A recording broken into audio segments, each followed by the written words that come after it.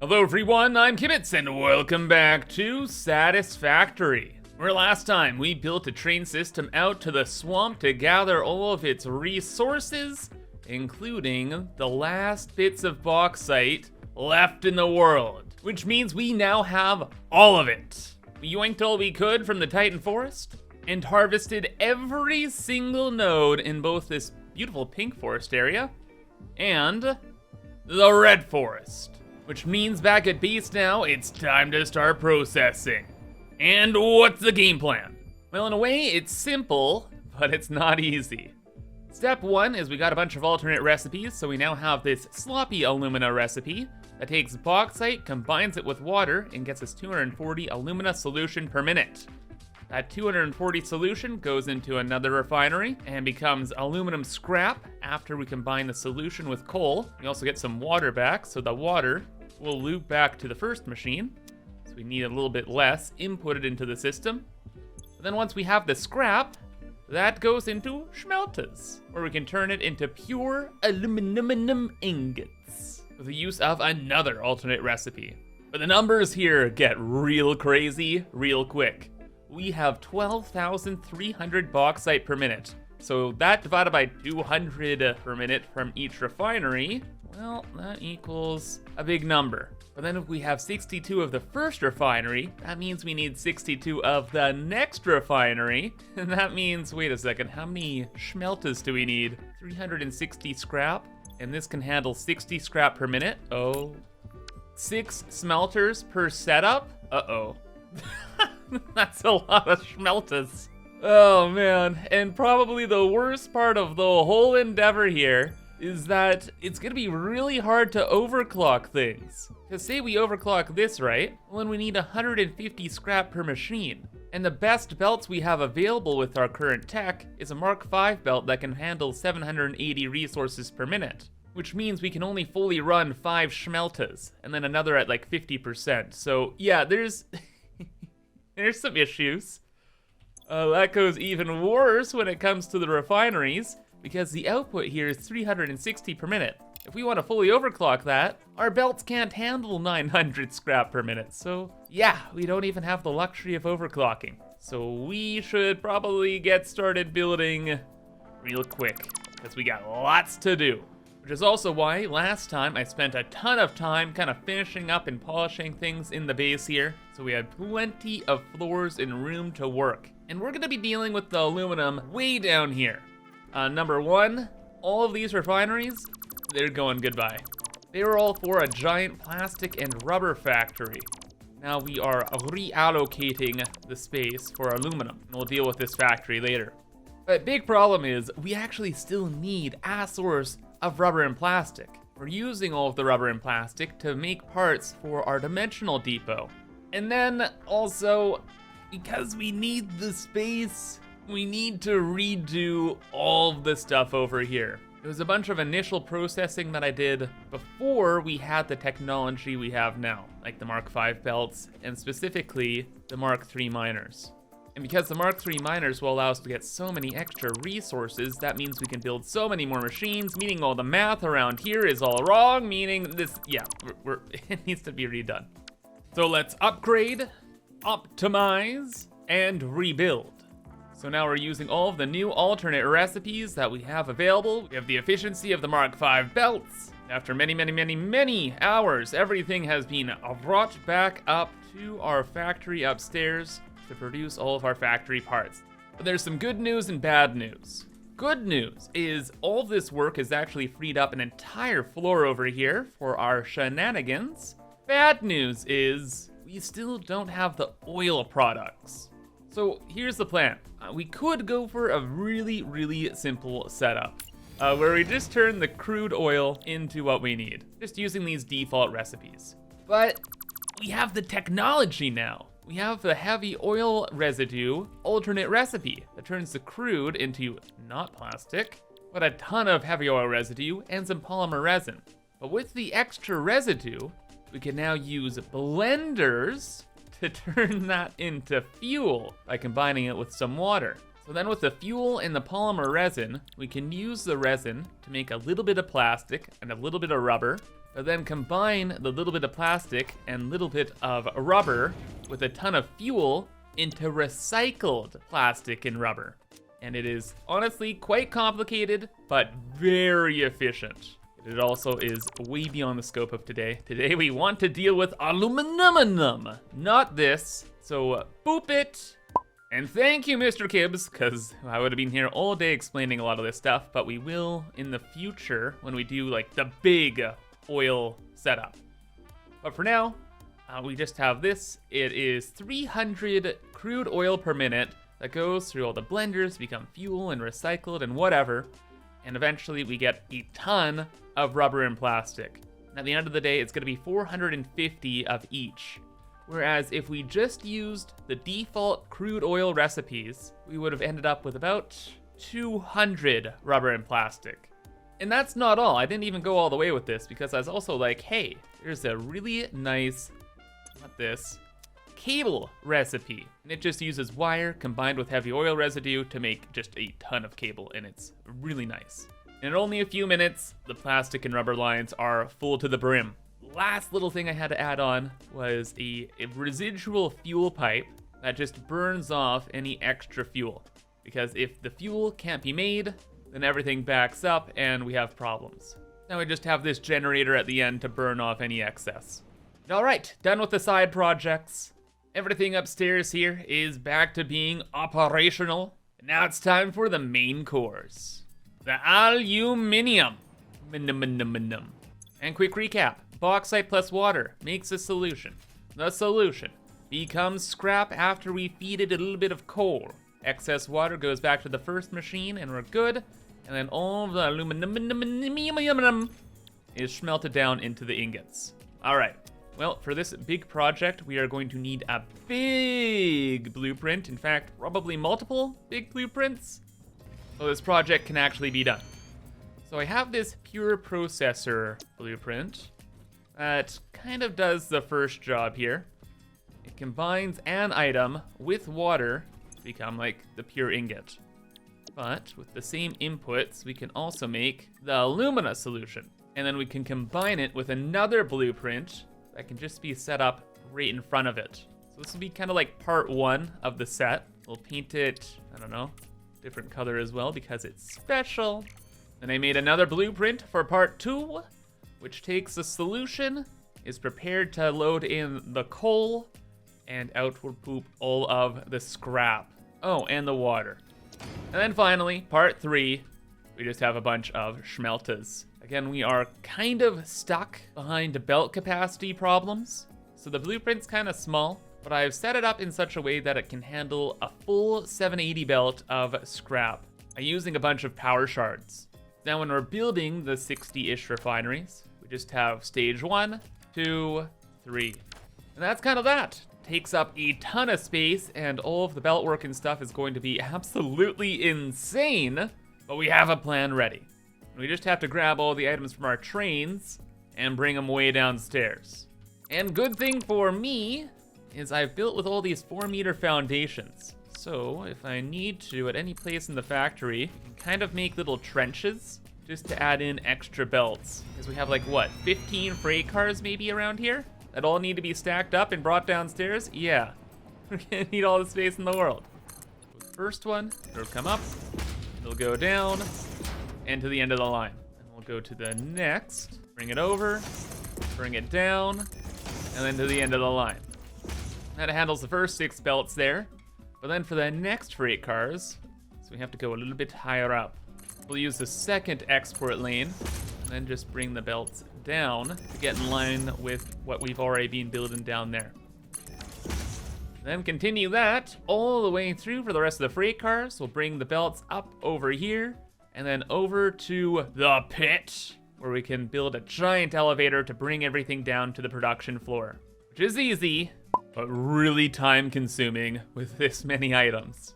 But we'll build that item elevator and the other ones a little bit later, because right now I just want to figure out where precisely they're gonna go. So with our blueprints that we've made, we're actually going to do things in a bit of a weird way. We're going to have the first and second stage of the process all built down here. And then we're gonna deal with the aluminum smelting itself just somewhere else. Do I not have my hover pack here? Power? Get over here. As I was saying, we're just gonna be building the refineries down here and we'll do the smelting somewhere else. We got plenty of space upstairs, but I wanna use these lower floors for all of this stuff. Why? Well, it's because of a water tower mechanic that's in Satisfactory. Now, fluids are really weird in the game, and there's a lot of like hidden things that you kind of have to discover on your own. But generally speaking, when it comes to fluids, if they're higher at the source than the destination, you can kind of do whatever you want. To better illustrate what I'm saying here, say you have your source of water way up here, okay? And you have your machines way down here. Well, if you bring any fluid from the source and bring it down to here, you don't have to worry about head lift. But something else you can do here is if you have your source at this height, you can do whatever you want with this pipe so long as you don't go over the source line. And since most of our water is way upstairs from a lake and we're bringing it down here, I won't have to worry about head lift issues in the future. So with that, let's continue building our little blueprints. Because the belt work is going to get absolutely crazy here, I'm gonna try and leave a little bit of space, probably like a little tile in a bit, for shenanigans. So that is 3, 6, 9, 12, 15. Okay, so 15 out of the 62. Not a bad start. Or maybe not as much as I was hoping. Looks like we got another 1, 2, 3, 4, 5. That's not too bad, actually. Having like 30 refinery combos here is gonna work out great. One problem will be the excess water at the end of the line. So we're gonna wanna grab an extra pipe at each blueprint, bring it back to the beginning of the blueprint, and then have a valve limiting things. Because in all, there's 200 water that goes in at that point. There's gonna be 120 water that goes out at this point, meaning when we're bringing water into the system, we only want 80 water going into each machine here, or else the water in the second phase will back up and there'll be a huge problem. Now upstairs in earlier episodes, I did this wet concrete thing to get rid of excess water, where I just combine water with limestone to make concrete and sink the concrete. But in that upstairs system, it's planned to back up, because all of the aluminum is used to make belts that go into my dimensional storage, which is meant to back up. But in this situation, everything will be running consistently. We should never have any excess water, because we have 1, 2, 3 machines there. That'll be 360 per minute here. And with that limited, and in the future, once we have the input limited as well, yeah, everything will work out fine. So I've done that with every system here, and they are all ready to go. Outputs limited at the end of the line, inputs limited, so only 240 water per minute can get into each blueprint system, and the main pipes have been laid out. I also changed a little bit with the layout over here too, where we had the 5 setups all in that corner there, but I decided to move one over there, because the pipes here, they're easy. You have the valves in order to say how many items per minute will go into each system. But now we have to deal with the belt work, and the belt work is gonna take up a lot more space. Each of these systems takes 200 bauxite per minute, right? So that's 600 bauxite in total. Well then what happens when we have a belt of 780 bauxite per minute, and this system here only wants 600? Well, we'd have to split off the residue, because I'm using every piece of bauxite in the world, so every little bit matters. So what's gonna end up happening is I'm gonna have to load balance a lot of these things. Oh, wait a second, no, we won't even have 780 belts. I'm planning this system around having the Mark 6 belts, as the only way to get all of the bauxite in the world is to have the Mark 6 belt, which can handle 1,200 resources per minute. So I'm building everything here, pretending that we have that belt already available. And then once we do get the tech, we'll upgrade stuff as we go. But suffice to say, that's still a lot of balancing we have to do. Or wait, no, 200 bauxite per machine, 600 per system. A belt that handles 1,200 items per minute. Oh my gosh, it's actually gonna be Super easy, barely an inconvenience. We'll just run a pure node into 2 systems, and that's 1,200 items per minute. Oh my, it was so obvious. What? Okay, that will make my life so much easier. And we'll only have to deal with the true raid boss later. Oh my gosh, you guys actually have no idea how nice this is gonna be. Okay, but we do need to bring the resources downstairs now. Just another thing that's gonna take a little bit of time, no biggie, then we can get the belt work started. Grabbed what we needed, it's down here and ready to go.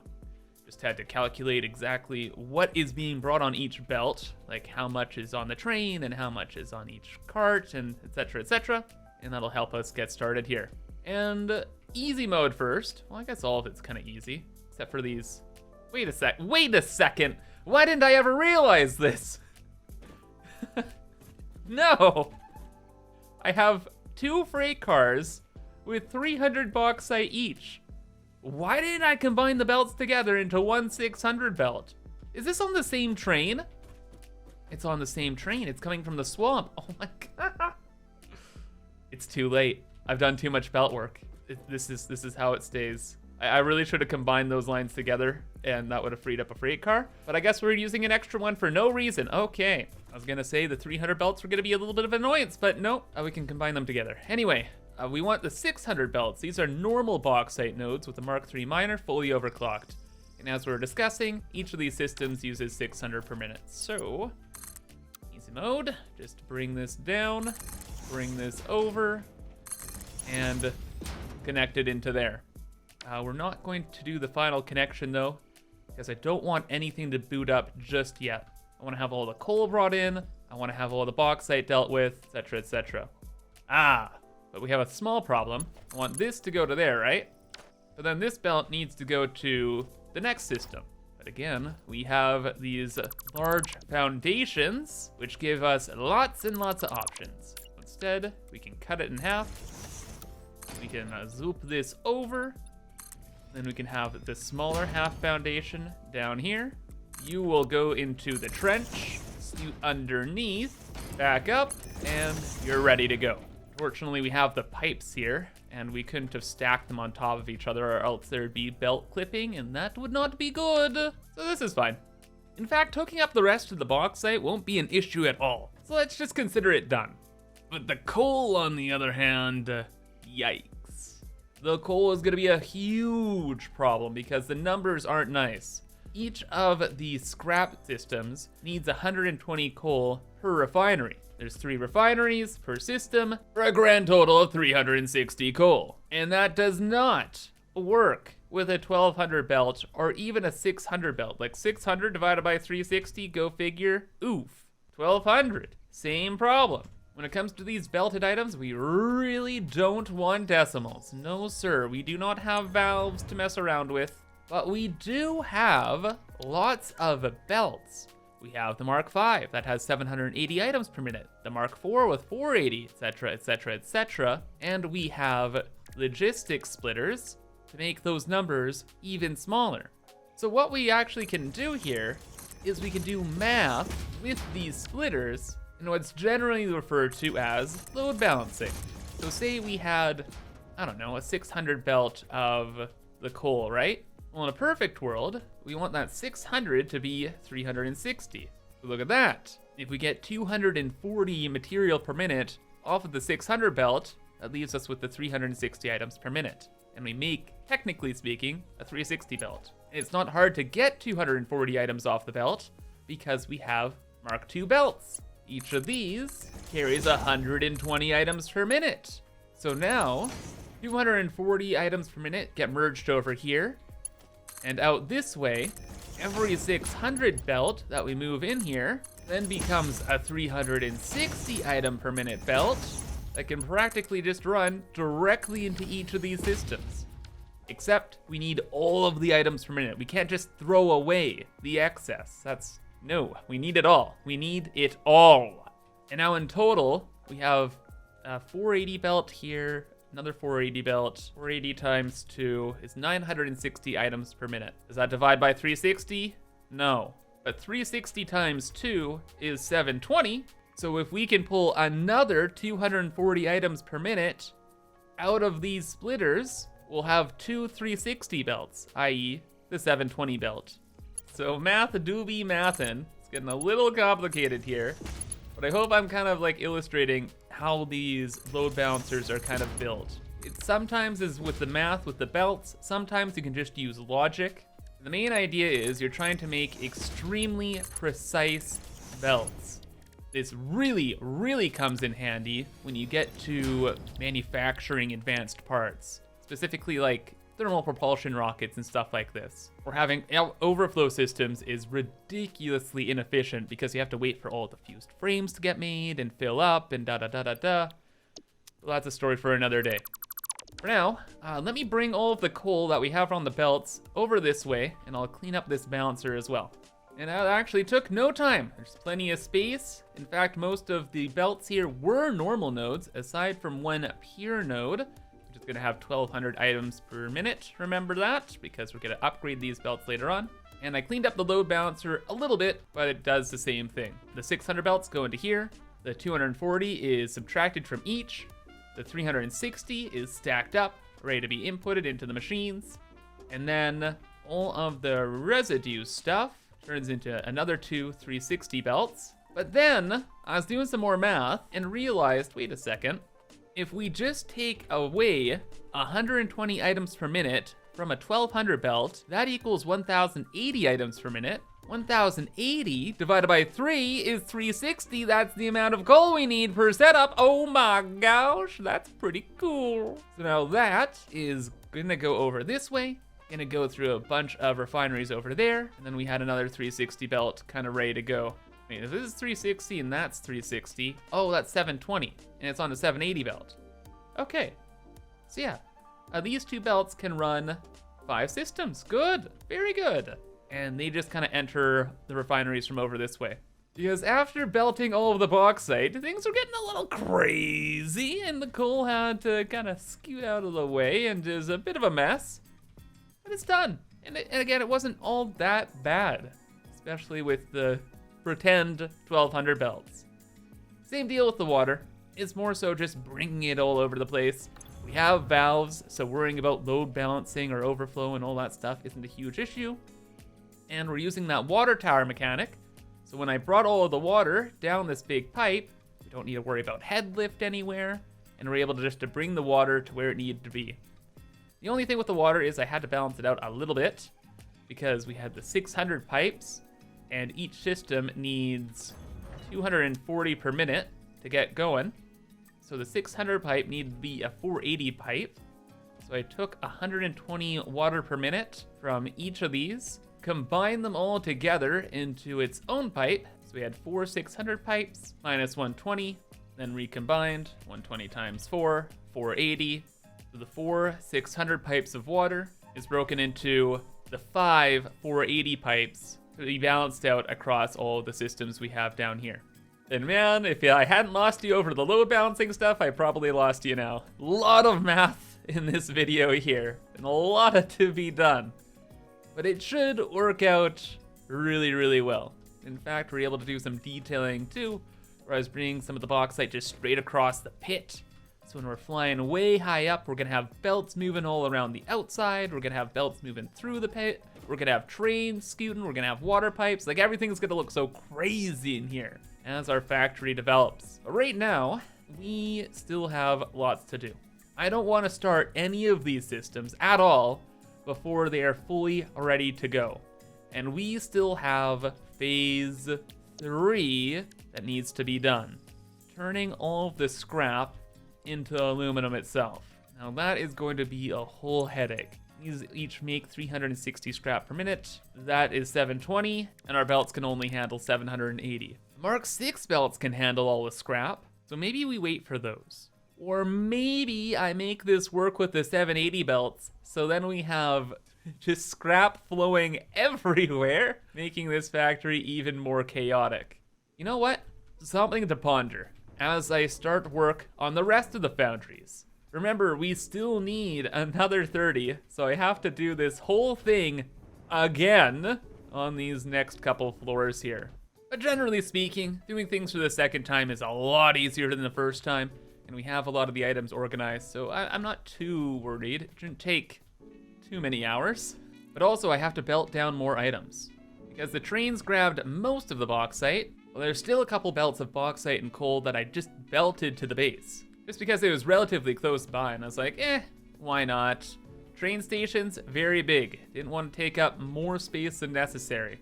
So round 2, items brought down, SIP secured, and now we just have to belt it all together using the exact same method we did for the lower floor. And I do mean exact, actually. We had the exact same belts coming in.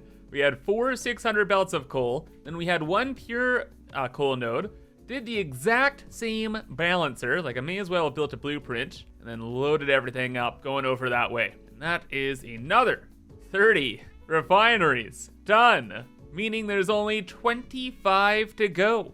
But wait, Kibs, 25? But you said you only needed 61.5.